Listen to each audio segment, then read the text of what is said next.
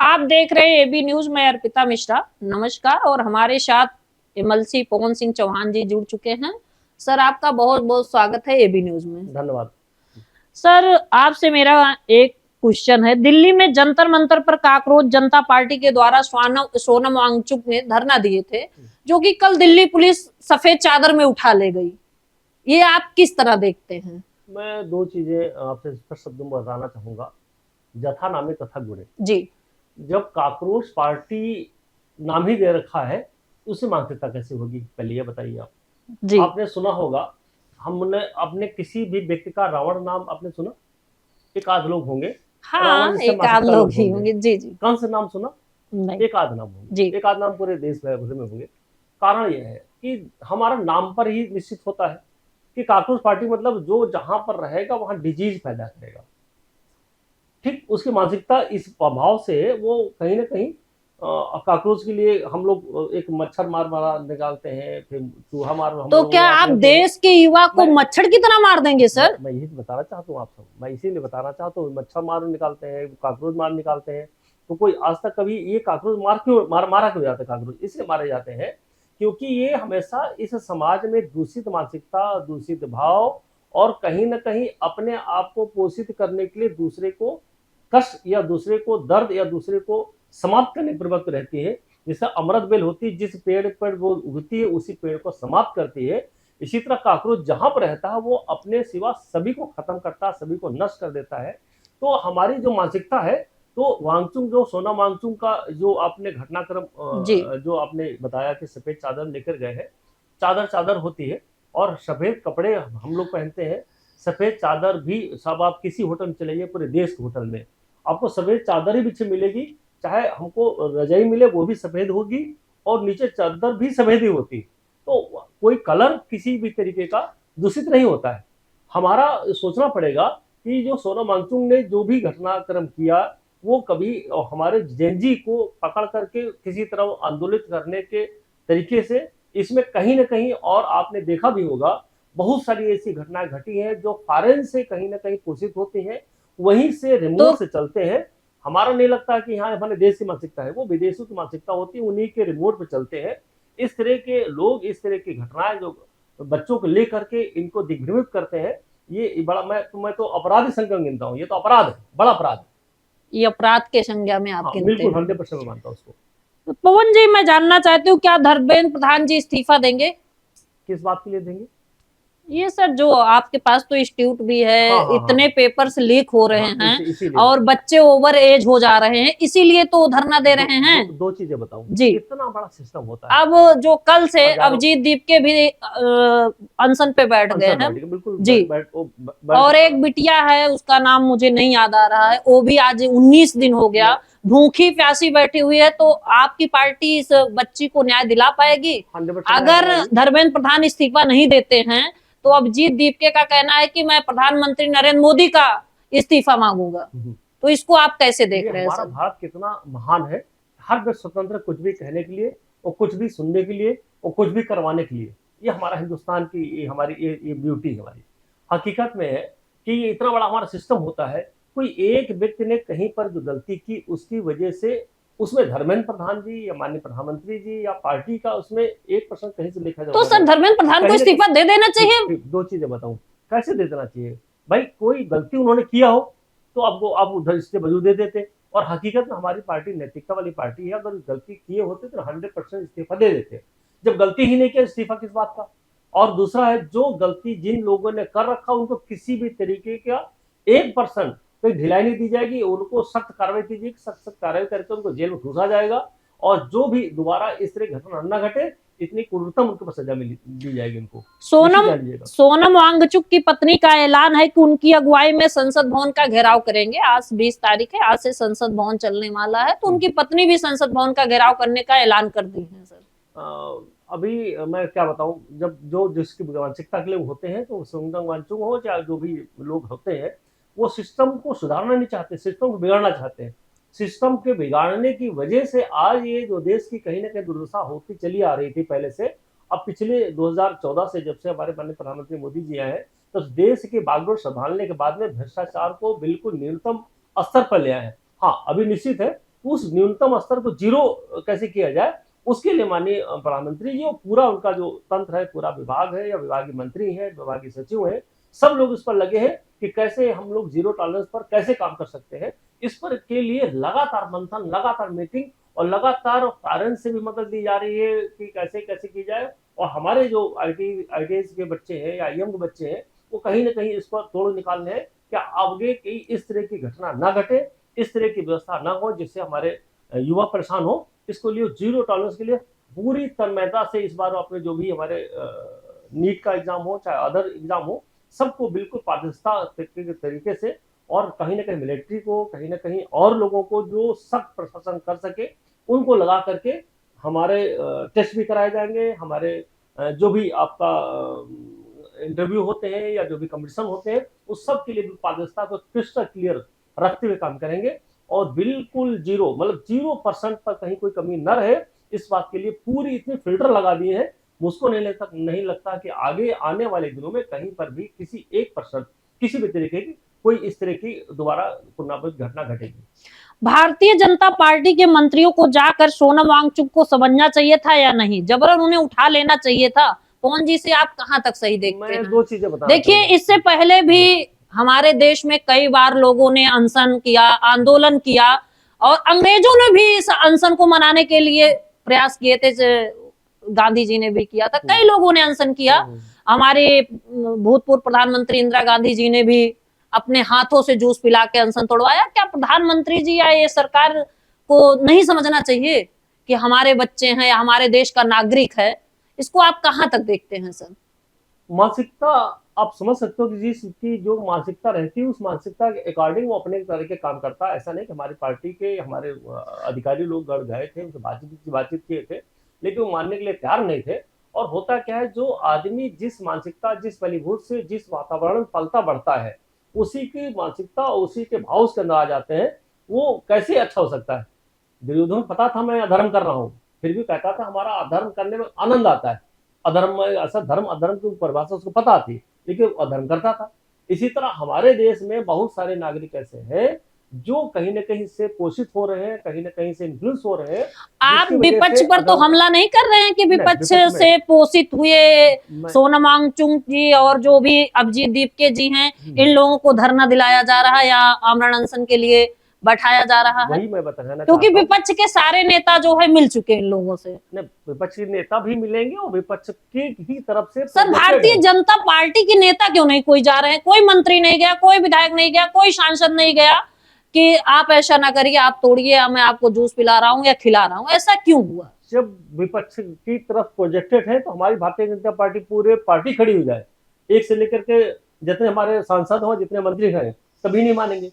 कारण तो उनका तो और प्रदर्शन करना शुरू कर देंगे और क्या बोल देंगे, क्या कह देंगे, ये भी कोई भरोसा नहीं। तो इस तरह की मानसिकता लोगों को मुझको लगता है जितना दूर ही रह जाए उतना अच्छा है। और ये जो मानसिकता के लोग हैं वो निश्चित तौर से हिंदुस्तान की अस्मिता पर दाग डाल रहे हैं और कहीं ना कहीं अखंड को खंड खंड करने के प्रयास में है। जैसे पहले भी सुना होगा कि जेएनयू में भारत होंगे टुकड़े, आपके टुकड़े चार इसे नारा हुआ करते थे। तो इस तरह की मानसिकता लोगों को कोई मरा नहीं सकता और इस तरह की मानसिकता के लोग हिंदुस्तान में हैं, आगे भी रहेंगे। हम लोगों को समझना होगा कि किस मानसिकता के लोग बोले जाए, कहाँ से प्रेरित है और कहाँ से इन्फ्लुएंस हो रहे हैं, जिसकी वजह से इस तरह की भाषा, इस तरह की घटना, इस तरह के मुद्दे उठा रहे हैं। हमारे हिंदुस्तान में कौन नहीं जानता है कि पहले की रणनीति में आज की रणनीति में कितना बड़ा है। प्रधानमंत्री राजीव गांधी ने साफ शब्द में बोला था कि हमें 1 रुपए यहाँ से भेजता हूँ तो वहां पर 15 पैसे पहुंचते, 85 पैसे भ्रष्टाचार की भेंट चढ़ जाते हैं। ये प्रधानमंत्री कांग्रेस के राजीव गांधी जी ने बोला था। आज वही प्रधानमंत्री एक बटन दबाते हैं, अगर वहां से 2000 रुपए किसान खाते में भेजते हैं तो 2000 रुपए पूरे खाते किसान खाते में पहुंचता है। 1 रुपए भ्रष्टाचार भेजने चल रहा है। इतनी स्पष्ट वादे का, इतना भ्रष्टाचार मुक्त सरकार हमारी चलाने वाले और उन पर लोग उंगली उठाने वाले, अब वो तो इस तरह की मानसिकता लोगों को, मुझको लगता है कि हम लोगों को हमेशा दूर ही रहना चाहिए। और हम क्यों मनाने जाए जो हमारी कोई गलती नहीं है, हम कुछ अच्छा काम कर रहे हैं, अच्छी व्यवस्था बना रहे हैं, अच्छा सिस्टम बना रहे हैं, और तुम एक रोज एक नया इन्फ्लुएंस लेकर के, एक नया सुगुफा लेकर के अब ये सही होगा, दूसरे लेकर खड़े हो जाएंगे। तो इस तरह की मानसिकता को लेकर के लोग, हम लोग कुछ कर नहीं पाएंगे और हकीकत में हम लोगों को इससे बचना चाहिए। और जो सोशल मीडिया पर इसलिए अपने आप को सोशल मीडिया पर ही हमेशा प्रेजेंट करना चाहते हैं। आज तक उन लोग घटना जो की है, व्यवस्था बनाई है, तो क्या होता है, फॉरेनर्स जो होते हैं वो पहले से चुन लेते हैं कि ये बचपन से किस मानसिकता का है, वही से फलित पोषित करते हैं, उसका नाम करेंगे, उसका नोबेल पुरस्कार दे दें, उसके बाद में भी उससे बड़ी घटना कराएंगे। आपने बांग्लादेश देखा होगा, बांग्लादेश में उस बंदे को पहले नोबेल प्राइज दिया जाता है, फिर उससे कूटरचित रची जाती है, फिर आज पूरे बांग्लादेश को खंड खंड कर दिया गया। तो इस तरह की जो हमारी पश्चिम की सभ्यताएं रही हैं कि इनको आपस में लड़ाओ और राज करो, तो इस तरह की जो व्यवस्थाएं रही है आज भी वो कहीं कम नहीं है, कहीं ना कहीं हर जगह पर सर उठाए खड़ी हुई है, और वो इस पर हमेशा बड़े लेवल काम करती हैं। हम लोग सोच भी नहीं पाते किस लेवल काम कर रही हैं। अभी आपने धुरंधर फिल्म देखी होगी, तो धुरंधर फिल्म क्या दिखाया गया कि अपने ही लोग कैसे कैसे किस तरह की घटना घटवाते हैं और किस तरह की घटना करते हैं। तो इसी तरह फॉरनर्स भी बहुत तरीके के छम दम्भ अलग अलग मतलब बहुरूपिया बन करके हमारे देश में रह करके हमारे देश के खिलाफ हमेशा बुगु बिठाते रहते हैं, हमारे देश का हमेशा कूटरचित रचना रचते रहते हैं। तो ऐसे लोगों से हमको बचना है। पवन जी, आज से मानसून सत्र चालू हो रहा है, क्या भारतीय जनता पार्टी कुछ निर्णय लेगी इस प्रदर्शन पर? निश्चित लेगी, और अब आपको मैं बता दूं, बहुत सारे बड़े बड़े निर्णय लेने वाले हैं। और हकीकत में हमारा 2027 में हमारे में उत्तर प्रदेश में और कई राज्यों में इलेक्शन भी हो रहे हैं, जिसकी वजह से हो, और चाहे हमारा वैसे भी शुचिता से सरकार चले, शुचिता से हमारा देश चले, उसके लिए कोई भी कड़ी दवाई पिलानी पड़ती है आम जनता को हो चाहे लोगों को हो, निश्चित तौर से हमारी पार्टी बिल्कुल डरती नहीं है, क्योंकि हमारे देश का भविष्य हमारा 2047 में विकसित भारत कैसे बनेगा उसको ले करके हमारी सरकार और हमारे माननीय प्रधानमंत्री जी पूरी तरह का सचेत है। वो जो भी हो सकता कड़े से कड़े कदम उठाएंगे, भले ही आपको आज आपको बुरे लग रहे हैं, आपको कड़वे लग रहे हैं, आपको अच्छे नहीं लग रहे हैं, आने वाले समय में हमारे हिंदुस्तान की समृद्धता को, हमारे हिंदुस्तान की संपन्नता में कहीं कोई 1% कोई कसर नहीं बचेगी। निश्चित तौर से हमारा हिंदुस्तान समृद्ध बन के E20 पेट्रोल से सर लगातार गाड़ियां खराब हो रही हैं पवन जी, माइलेज कम हो रहा है, लेकिन आपकी पार्टी के मंत्री नितिन गडकरी जी इस बात को मानने को तैयार नहीं। जबकि हाई कोर्ट ने मारुति सुजुकी को आदेश दिया कि कस्टमर की गाड़ी E20 पेट्रोल के कारण खराब हुई है, आप तो या तो मारुति सुजुकी गाड़ी दीजिए या पैसा दीजिए। इसको सर आप कहां तक देखते हैं? मुझको लगता है कि अगर मैंने नितिन गडकरी जी की सोच, विचार और उनकी नीतियों को मैं चाहता हूँ, मैं विकास पुरुष नाम देता हूँ। आज हिंदुस्तान में जो भी आप देख रहे हो, चाहे एक्सप्रेस वे लेकर के हो, चाहे जल मार्ग हो, चाहे इससे सारी चीजों के लिए लगातार काम कर रहे हैं। कैसे हिंदुस्तान दूसरे देशों पर जो आयातित तेल था उस पर हम लोग निर्भरता हट करके हम स्वावलंबी कैसे बन पाए, इस पर लगातार काम कर रहे हैं। हकीकत में इथेनॉल में निश्चित तौर से बड़े बड़े इन्फ्लुएंसर, बड़े बड़े लोगों को हायर किया गया है। वो अपनी इन्फ्लुएंसर साइड से लेकर के बड़े बड़े झूठे तथ्य निकालते हैं। जैसे आजकल यूट्यूब पर चले जाइए, किसी भी साइट चले जाइए, वहां पर इतने एक मर्ज जुकाम को कोई कहेगा कि भाई हमको विटामिन सी लेना चाहिए, कोई कहे विटामिन सी नहीं लेना चाहिए, कोई कहेगा यही फल खाने से हमारा फायदा होगा, कोई कहे फल खाने से नुकसान होगा। तो आजकल हिंदुस्तान की स्वास्थ्य को भी लेकर के, गाड़ियों का स्वास्थ्य हो चाहे मनुष्य का स्वास्थ्य हो, इनके स्वास्थ्य के तरह तरह की बहस चली है। और हकीकत में इसमें भी इन्फ्लुएंसर या इसमें भी लोगों का हाथ रहता है, विपक्ष का हाथ। विपक्ष मतलब हमारे विपक्ष नहीं, मैं बात कर रहा हूँ बड़ी बड़ी जो बड़ी बड़ी कंपनियां हैं। तो क्या पवन जी आप हाई कोर्ट के भी आदेश को नहीं मानते हैं? कहाँ नहीं मानने हैं?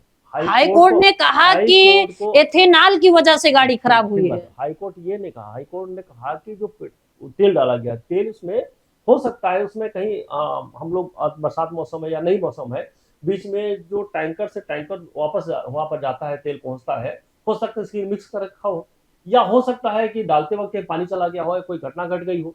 तो कोई ना कोई एक आध घटना पूरे देश में जब होती है तो कहीं ना कहीं और भी बहुत सारे कारण हो सकते हैं। यही कारण नहीं कि हाँ इथेनॉल ही हो। हाँ, निश्चित तौर से अगर हाईकोर्ट हम लोग का सम्मान करते हैं, माननीय हमारी कोर्ट है, माननीय उच्च न्यायालय है, मैं उनका पूरा सम्मान करता हूँ, लेकिन निश्चित तौर से इथेनॉल गाड़ी में बिल्कुल जितने भी वैज्ञानिक रिसर्च आई है, निश्चित तौर से उनको सेफ बताया गया है। लेकिन मैं फिर भी बताना चाहूंगा, जिन कंट्रियों से हम आयात तेल कर रहे थे, वो कंट्रियों का बड़ा गोरख धंधा या बड़ा धंधा, उनका बिजनेस प्रभावित होगा। बिजनेस प्रभावित न हो इसकी वजह से उन लोगों ने एक तरीके से तरह तरह के लैब चालित उनकी लैबें होंगी, उनके लैब का मालिक वही होगा, लैब के रिसर्चर वही होंगे, वैज्ञानिक वही होंगे, तथ्य भी होंगे और लेकर के दिखाएंगे हाँ इसकी वजह से ये समस्या आ रही है। कारण है वो देख रहे हैं कि हमारा इतना बड़ा अरबों का बाजार, अरबों डॉलर का हमारा बाजार ध्वस्त होने जा रहा है। और जब ध्वस्त होता है किसी भी चीज लेकर के तो कोई किसी भी हद तक जा करके उसको प्रोटेक्शन देने की कोशिश करता है। यही जो फार्मर्स हैं, यही जो हमारे लोग हैं जो जहां से हम तेल आयात करते हैं, निश्चित तौर से उनका इतना बड़ा नुकसान होने वाला तो वो उसको खुद हाथ पैर मारेंगे, दुनिया भर की बुराई करेंगे, दुनिया भर की इसी तरह की जो घटनाएं हैं या इस तरह की बातें हैं, इस तरह की लोगों को इन्फ्लुएंस करेंगे कि भाई ऐसे कैसे हम लोग इसको प्रचार प्रसार करके इसको कैसे बैकफुट लाया जाए। इस तरह की घटनाएं पहले भी होती रही हैं, आज भी हो हैं और आगे भी होती रहेंगी। पवन जी, आपके मंत्री नितिन गडकरी जी ने कहा था कि जब इथेनॉल आएगा तो पेट्रोल सस्ता हो जाएगा, पर 20% इथेनॉल मिलाने के बाद भी पेट्रोल टंकियों पे किसी भी प्रकार कोई रेट सस्ता नहीं हुआ है, ना वाहन मालिकों को किसी भी प्रकार लाभ मिला है, बर नुकसान मिला है। ये कई इन्फ्लुएंसर कह रहे हैं, कई यूट्यूबर कह रहे हैं, आम जनता भी कह रही है। आम जनता भी, कई वीडियो आप सोशल मीडिया भी देखते होंगे, आप भी देख रहे होंगे कि लोग दिखाते हैं कि मेरी टू व्हीलर, मान लीजिए, चलिए आपके पास कई फोर व्हीलर है, मेरे पास फोर व्हीलर है, लेकिन जो मध्यम वर्ग के लोग हैं जिनके पास ओनली टू व्हीलर है, उनके इंजन खराब हो जा रहे हैं, क्योंकि कई हमारे यहाँ मध्यम वर्ग के लोग हैं 10-10 साल लग जाता है उनको टू व्हीलर लेने के लिए। अगर उनका इंजन खराब हो रहा है तो मध्यम वर्ग के लिए आपका क्या कहना है? मैं दूसरी चीज कहना चाहूंगा, इंजन अगर जिसकी लाइफ नहीं है तो खराब तो होना है। अब इथेनॉल वजह से खराब हुआ ये तो प्रोटेक्शन नहीं, ना कोई इसको प्रूफ है। हाँ ये है कि जो विपक्ष, कहीं ना कहीं विपक्ष के लोग इस तरह के इन्फ्लुएंसर भी, मैं बताऊँ तो पेड इन्फ्लुएंसर होते हैं, वो बाकायदा गाड़ी भी दिखाएंगे, नंबर भी दिखाएंगे, गाँव बताएंगे, इतनी गाड़ी चलाई ये भी दिखाएंगे, सारे प्रूफ से दिखाएंगे, कारण वो इन्फ्लुएंसर को पैसा दिया गया। तो इस तरह ये पैसा किसने दिया? विपक्ष किसको आप कह रहे हैं? मैं विपक्ष में उसको कहता हूँ जो सरकार की नीतियों को, जो देश की संरक्षित और सुरक्षित भाव से समृद्ध करने के लिए जो काम करते हैं और उसको नीचे दिखाने के लिए जो कोई काम करने, उसको मैं विपक्ष मानता हूँ। विपक्ष की मानसिकता होती है, विपक्ष कोई होता नहीं, विपक्ष मानसिकता होती है। जो हम बहुत सारे, हाँ हम लोग ऐसे मतलब राइट साइड से लिखते हैं, कोई लेफ्ट साइड लिखता है, हम हाथ जोड़ करते हैं, कोई हाथ उठा करता है, तो सबके अपने अपने तरीके हैं। तो बस यही मैं कहना चाहूंगा कि हम लोगों का जो काम करने का तरीका है बिल्कुल साफ सुथरा है। निश्चित तौर से माननीय नितिन गडकरी विकास पुरुष है, वो बहुत ही सोच समझ करके, बहुत सारा रिसर्च कर करके, अभी आपने देखा हो चाहे बैम्बू लेकर के हो, चाहे जल संरक्षण लेकर के हो, चाहे हमारे रोड को कैसे, अभी लखनऊ आए हुए थे, उन्होंने साफ शब्दों में बताया कि एक पिलर पर वो तीन रोड को तानने जा रहे हैं। एक 6 लेन उसी बनाएंगे और उसी पर मेट्रो चलेगी। अब कल्पना करिए, एक सिंगल पिलर पर जो 30 मीटर पर पिलर हुआ करता था, 120 मीटर पिलर करने जा रहे हैं। मतलब कल्पना करें आप कि एक अभी अब जो लखनऊ में बनने जा रहा है और विश्व का पहला ऐसा हमारा बनने जा रहा है जहां पर 120 मीटर पर सिंगल पिलर पर 2 मंजिल रोड चलेंगी, जहां 6 मंजिल रोड भी होगी, उस पर मेट्रो भी होगी। पवन जी, आपकी सरकार जो है केवल डॉक्यूमेंट पर गड्ढा मुक्त कर रही है। आप हमारे साथ लखनऊ में चलिए, मैं कल सुबह 10 बजे से कवरेज करती हूँ, आपके साथ लखनऊ में कहीं गड्ढा मुक्त नहीं है, कहीं ना कहीं। मतलब पवन जी बात मेरी सुनिए आप, लखनऊ में गड्ढा मुक्त नहीं है। ये तीखा सवाल है, आपको बुरा लगेगा क्योंकि आपके पार्टी के विपरीत सवाल है। गड्ढा मुक्त नहीं है, सड़कें अच्छी नहीं है। मैं पत्रकार हूं, मेरे पास पर डे लगभग 100-150 लोगों का फोन आता है कि मैम हमारे यहाँ सीवर जो है, आप पास में जाइए, आपके विधानसभा से बीकेटी से योगेश शुक्ला जी विधायक हैं, और जो है मेरा भी घर बुद्ध विहार फेस 1 तकरोही इंदिरा नगर में मेरा घर स्वयं आता है।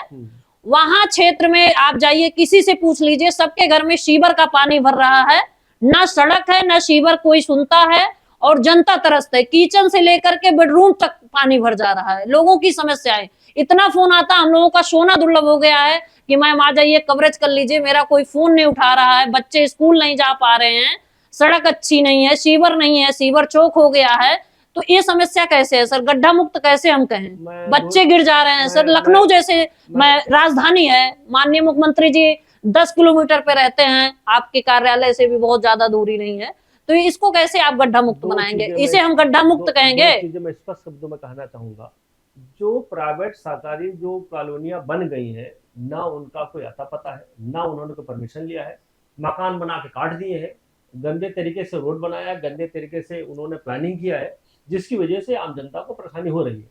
या आम जनता को सोचना चाहिए कि ऐसी जगहों पर हमको मकान ही नहीं लेना चाहिए जहां पर ना रोड है, ना लाइट है, ना नक्शा पास है। और जब भी एलडीओ ने जाकर के आपने देखा होगा 20 अभी अवैध कालीनों को ध्वस्त किया है, जो वहां के लोग हैं, इसके पहले वो रोड डालते थे फोटो कि यहाँ पर रोड नहीं है, यहाँ पर सीवर नहीं है, और वे कैसे रोड सीवर होगी जब उसका नक्शा नहीं पास है, वहां पर कृषि हो रही है, वहां पर ग्रीन लैंड है, और उन्होंने कॉलोनी काट रखी। जो कॉलोनी काट रखी कैसे रोड मिल जाए? तो हमारा इतना बड़ा हमारा प्रदेश है, जहां पर अवैध काम हो रहा, वहां पर आप सोच रहे हैं सस्ता मिल सके, वहां पर रोड मिल सकते हैं, ये असंभव है। पवन जी, जब ये अवैध असंभव है। निर्माण हो रहा था हाँ। तो आपकी सरकार के जो ब्यूरोक्रेट हैं, अधिकारी हैं, जैसे आपने अभी एलडीए की बात कहा, तो ये कहाँ सो रहे थे? आम जनता क्या करे? आम जनता इतना जागरूक नहीं है। चलिए पवन जी जागरूक हैं, अर्पिता जी जागरूक हैं, पर आम जनता नहीं जागरूक है कि अवैध कॉलोनी है या अवैध सोसाइटी है, उसको नहीं पता है।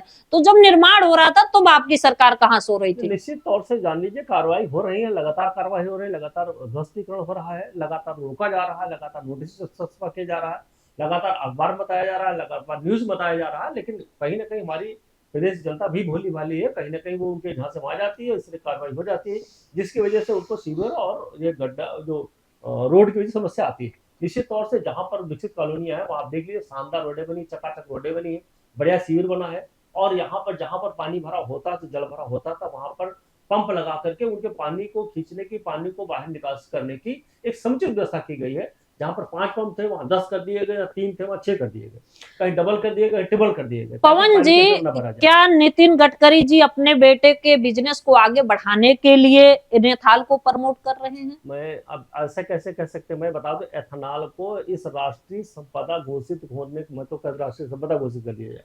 एक बड़ा रिसर्च किया गया जो हमारे देश की संपन्नता को, देश की समृद्धता को सबसे बड़ा इस पर एक चैलेंज या इस पर बेस मिलने जा रहा है। हकीकत ये है कि हमारा एथेनॉल है, आज आप देखिए गांव गांव में इसका पूरा डेवलपमेंट हो रहा है, गांव में इसका पैदावार करके इसको किसी तरीके से इसको एथेनॉल बनाई जा रही है, ताकि हमारे जो कहीं ना कहीं हम लोग दूसरे देशों पर आधारित थे, और हकीकत में अब हमारा तेल खत्म होने वाला है। वो अभी आपने देखा होगा तेल संकट, कितना बड़ा संकट आया था, तेल का संकट, और वो संकट से हम उभरे कैसे? आज सोलर को आपने देखा होगा, सोलर आप कितनी तेजी से काम कर रहा है, तो सोलर वजह से हम लोग लाइट को बचा पाए, पवन जी, आप मेरे क्वेश्चन को घुमा दे रहे हैं। मैंने आपसे ये पूछा कि आपके मंत्री क्या अपने बेटे को प्रमोट करना चाह रहे हैं? 2 चीजें बता आप इसका जवाब दीजिए। ऑलरेडी इतने सक्षम है, इतने समृद्ध है, उनको अपने बेटे प्रमोट करने की जरूरत नहीं है। और हकीकत में हमारे यहाँ सब राष्ट्रभक्त है, अपने बेटे या पर्सनल पर्सनालिटी हमने देखा होगा, हमारी पार्टी हमेशा समन्वय भाव चलती है, अपने परिवार के उत्थान के लिए आउट ऑफ जाकर के किसी को भी हमारा जो राष्ट्राध्यक्ष बनता है या मुख्यमंत्री बनता है या कोई भी पद उनको जब प्रमोट किया जाता है, तो बड़े आसानी से हमारे यहाँ पूरे समन्वय भाव से लास्ट मोमेंट तक नहीं पता चलता है कौन बनेगा। तो ये हमारे नितिन गडकरी जो हमारे संघ के और संगठन के दोनों एक पुरोधा रहे हैं, वो कभी भी अपना हित सोचते नहीं, राष्ट्र हित सर्वोपरि हित मानते हैं। मैं हर एक व्यक्ति जितना भी हमारे साथ कार्यकर्ता जुड़ा हुआ है, वहां से लेकर के हमारे बूथ अध्यक्ष लेकर के और हमारे पार्टी अध्यक्ष तक सब राष्ट्र के लिए बात करते हैं। और तभी हमारा आपने देखा होगा कि किस तरह से पूरे देश में आज पूरे लोगों का विश्वास, लोगों का एक तरीका जो उनका जो सबसे ज्यादा विश्वास, साथ साथ में जो उनका एक तरीके से कट विश्वास हो गया कि नहीं, हमारी पार्टी राष्ट्र के लिए काम करती है, इसलिए लगातार सबका प्रयास, सबका विश्वास की वजह से हम लोग यहाँ तक पहुंचे और आगे पहुंचते रहे। 2027 में विधानसभा का चुनाव है, इस बार आप लोग कितनी सीटों पर लड़ेंगे? हम तो सभी सीटों लड़ रहे हैं, कुछ हमारे जो घटक दल है उनके साथ में जो भी बंटवारे में जाएंगे वो बंटवारे जो आपके घटक दल है क्या बढ़ाएंगे? हाँ, घटक दल मुझको लगता है अभी बढ़ने वाले हैं। निश्चित तौर से हमारे यहाँ कभी कम नहीं पड़ते हैं, बढ़ते रहते हैं। और जो भी गए थे वो भी घर वापसी कर लिए, चाहे उनका राजभर जी हो, चाहे जो भी जाते हैं वो भी घर वापसी कर लेते हैं। वो देख लेते हैं कि और दलों में ना कोई नीत है, ना कोई उनकी अच्छी नीयत है, जिसकी वजह से वो कहीं ना कहीं घुटन महसूस करते हैं, वो फिर वापस आ जाते हैं। जो अच्छे मानसिकता लोग हैं, जो दूषित मानसिकता के लोग हैं, वो आएंगे फिर वापस चले जाएंगे, क्योंकि आदमी को अपना नेचर होता है, उस नेचर के हिसाब से वहां पर उसको रहना, उठना, बैठना अच्छा लगता है। तो मुझको लगता है कि हमारे घटक दल हमारे साथ हैं और घटक दल बढ़ेंगे, और निश्चित तौर से जो राष्ट्रहित जो सर्वोपरि मानता है वो घटक दल, मैं उनको घटक दल मानता हूँ। और वो हमेशा हर जगह पर आपने देखा होगा, जो हमारे इलेक्शन हुए थे, चाहे 2017 के हो, चाहे वे हमारे 2022 के हुए हो, और चाहे हमारे 2000 अभी अपने 2024 में हुए हो, उस वक्त लग रहा था कि प्रधानमंत्री मोदी जी चल ही नहीं पाएंगे, और या खींचने वाले हैं, तब खींचने वाले हैं। अब दुनिया भर के मीडिया भी, चैनल भी तरह तरह की न्यूज दिखाया करता था। आपने देखा होगा कि कितनी बड़ी अब तो देखा जाए तो हम लोग पूर्ण बहुमत में आ गए स्पष्ट शब्दों में, चाहे हमारे सांसद लेकर के हो, चाहे राज्यसभा मेंबर लेकर के हो। इतनी बड़ी जो पलायन हुआ है, क्यों हुआ है? हमारी मानसिकता, हमारी सोच, हमारे राष्ट्र हित सर्वोपरि हित मान करके जो काम करते हैं, जिसकी वजह से आम जनता की जब आत्मा की आवाज सुनते हैं वो हमारे साथ रुक जाते हैं। पवन जी, समाजवादी पार्टी के राष्ट्रीय अध्यक्ष अखिलेश यादव का कहना है कि 2027 में वो सत्ता में वापस आ रहे हैं बहुमत के साथ।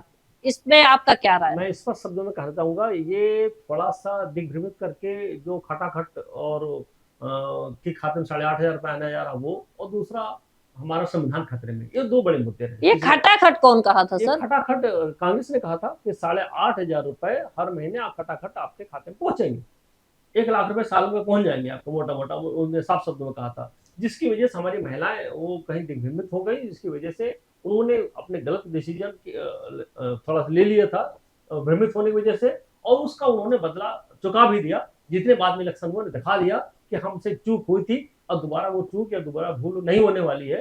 अब 2000 हमारा जो 27 में इलेक्शन होने वाले, देश जान लीजिएगा हम लोग 2017 से ज्यादा सीटें लाने वाले हैं। कारण अब जनता ने देख लिया है कि ये जो हम बहलावे, जो फुसलावे, जो गलतफहमियों, जो इन्फ्लुएंसर, ये जो सोशल मीडिया बैठ कर सिर्फ एक्स पर ट्वीट डाल देना, ये एक्स पे ट्वीट डालना आप किसको संदेश दे रहे हैं कि आप तो समझ ही नहीं पा रहे? नहीं, हम नहीं समझ रहे हैं, आप बताइए। पत्रकार हैं, हम नहीं समझते हैं, आप बताइए किसको आप कह रहे हैं कि एसी में बैठ के एक्स पे ट्वीट कर देते हैं, किसको कह रहे हैं? कौन जी? विपक्ष के लोग, साफ शब्दों बता रहा हूं, विपक्ष के जितने भी लोग हैं सिर्फ ट्वीट करना जानते हैं। ये रोड पर या जमीन पर उतरना ही नहीं देखा ना इनको, क्योंकि ये कहीं ना कहीं सिल्वर स्पून लेके पैदा हुए हैं।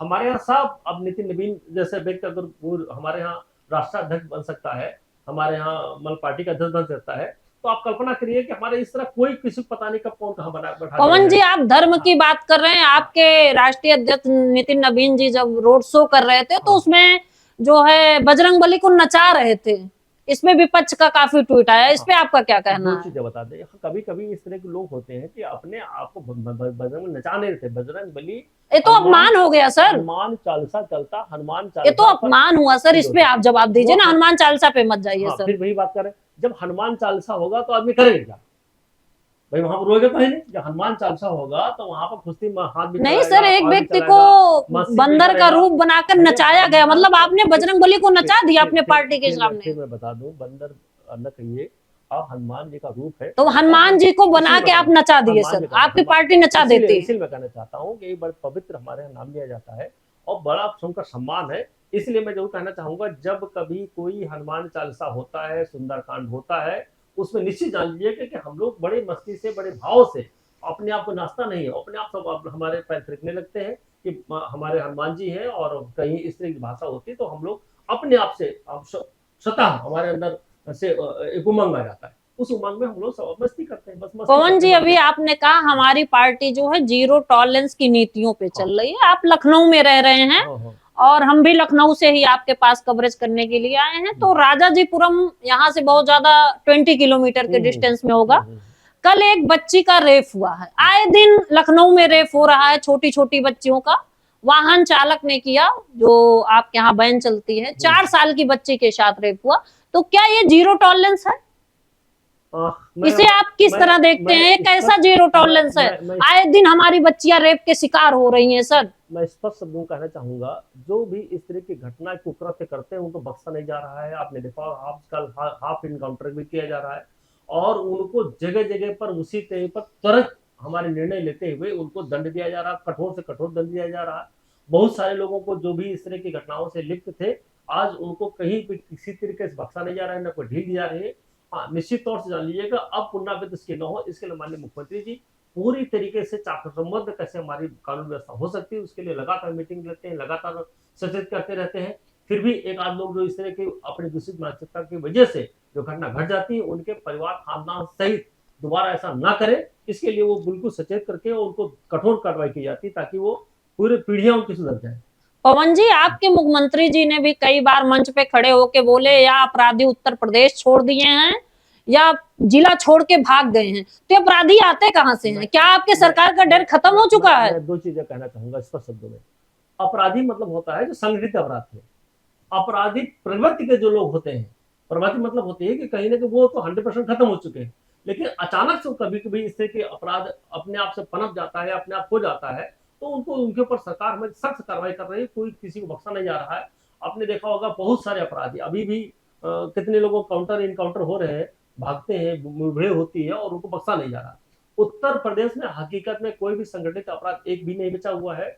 जो कभी कभी इस तरह के जो भूले भटके जो दूषित मानसिकता के लोग हैं वो कोई अपराध कर बैठते हैं तो उनको भी बख्शा नहीं जा रहा है। और हकीकत में हमारी पार्टी ने जिस तरह से बागडोर जब से संभाली है 2017 से लेकर अभी तक 9 से 10 साल हो रहे हैं, आज तक कितने रेप हुए हैं आपकी सरकार ये में? तो समझो कि ये तो बता दीजिए पवन जी, कितने रेप हुए हैं आपके 25 सरकार में? करोड़ की आबादी में जिस तरह से माननीय मुख्यमंत्री जी ने यहाँ का डंडा संभाला है, यहाँ का जो एजेंडा संभाला है, उसको किसी तरीके से भूल नहीं दी जा रही। आज हमारी बेटी स्वतंत्र है, कहीं भी स्वतंत्र है, रेप हो जा रहा है, स्वतंत्र है सर। कहीं पर भी स्वतंत्र है, कहीं भी जॉब कर सकती है, कहीं पढ़ सकती है, कहीं आ सकती है, कहीं जा सकती है। अब अभी आप भी टहलते होंगे, आप भी तो लड़की हैं कहीं ना कहीं। आपको रात में 12 बजे अगर कहीं पर जाना हो तो आपको सोचना नहीं पड़ेगा। आपको लगता तो ये है कि 4 साल की बच्ची के साथ कैसे रेप हो गया पवन जी? आपको सुरक्षित संरक्षित हैं आप। या हमारे सरकार में चाहे व्यापारी हो, चाहे किसान हो, चाहे हमारी बेटियां हो, चाहे हमारी बहुएं हो, चाहे हमारा शिक्षित लड़कियां हो, ये सर केवल कागजों पे है पवन जी, ग्राउंड पे नहीं। 25 करोड़ लोग हैं, 25 के 25 करोड़ अपने आप को सुरक्षित संरक्षित महसूस कर रहे हैं और भयमुक्त समझ पा रहे हैं। वो भय खत्म हो गया तो लोगों के अंदर जो कहीं ना लगता था हमारी बेटी उठा ली जाएगी, हमारा बेटा उठा लिया जाएगा, हमारा कहीं ना रंगदारी मांगी जाएगी, हमारी कहीं अपहरण कर लिया जाएगा। आज हर व्यापारी अपने आप सुरक्षित संरक्षित महसूस करता, हर बेटी हर बहू अपने आप को सुरक्षित संरक्षित समझ रही है, बहुत बड़ी बात है। और जिसकी वजह से हमारा उत्तर प्रदेश तेजी से तरक्की कर रहा है। आज कहाँ पर 1 या 2 एक्सप्रेस हुआ करते हैं, आज हमारे यहाँ 22 एक्सप्रेस हो रहे हैं। तो आज कहीं ना कहीं उसमें 10-11 चालू भी हो गए, 10 और चालू होने वाले हैं। तो हमारे जो देश की संप्रभुता, हमारे प्रदेश की संप्रभुता दिखाई पड़ रही है। हम लोग $1 ट्रिलियन में बहुत तेजी से काम कर रहे हैं। माननीय मुख्यमंत्री पर कोई क्या उंगली उठा सकता है 1 रुपए की? क्या माननीय प्रधानमंत्री पर कोई उंगली उठा सकता है 1 रुपए की? ये हमारी जनता का विश्वास है, ये हमारे सिंबल है, ये हमारे राष्ट्र के लिए काम कर रहे हैं। हमारी जो पार्टी है लगातार, हमारी माननीय मुख्यमंत्री जी, आप जब मीटिंग लेते हैं भाई साहब, मतलब सुबह से लेकर शाम तक रात दिन मीटिंग मीटिंग मीटिंग मीटिंग, कोई भी किसी तरीके के किसी विभाग में कोई भी भ्रष्टाचार, किसी भी तरीके की हीरा हवाली न की जाए, इसके लिए लगातार काम करते रहते हैं। मैं तो देखता हूँ, मैं धन्य मानता हूँ मैं अपने आप को कि मैं हमारे जैसे हमारे प्रदेश जैसे मुख्यमंत्री, हमारे देश जैसे प्रधानमंत्री मिलना ये दुर्लभ बात होती है। हर प्रदेश का, जितने हमारे हिंदुस्तान के जितने भी अदर स्टेट है, वहां के भी लोग चाहते हैं कि जनता चाहती है कि हमको मुख्यमंत्री योगी आदित्यनाथ जैसा चाहिए, तुरंत कार्रवाई करने वाला, तुरंत टिट एंड टैग, इधर जिस भाषण जो समझता उस भाषण समझाने वाले हमारे मुख्यमंत्री जी हैं। निश्चित तौर से जान लीजिए हमारे मुख्यमंत्री जी आज तक जितना भी हमारे जब से हमारा देश या प्रदेश आजाद हुआ है तब से लेकर के आज तक जिस तरह से उन्होंने घर पे बागडोर संभाली है, तब से भ्रष्टाचार हो, चाहे अपराध हो, और चाहे इस तरह की बहुत अन्याय में जो हमारे समस्याएं थी, उन सभी समस्याओं को समाधान करते हुए अपने आप प्रूफ किया कि हम देश की जनता को, हमारे प्रदेश की जनता को सुरक्षित संचित लिए किसी भी कीमत पर, किसी भी हद तक सख्त कार्रवाई। बहुत बहुत धन्यवाद पवन जी आपको एबी न्यूज चैनल से जुड़ने के लिए। आप देखते रहिए एबी न्यूज अर्पिता मिश्रा के साथ।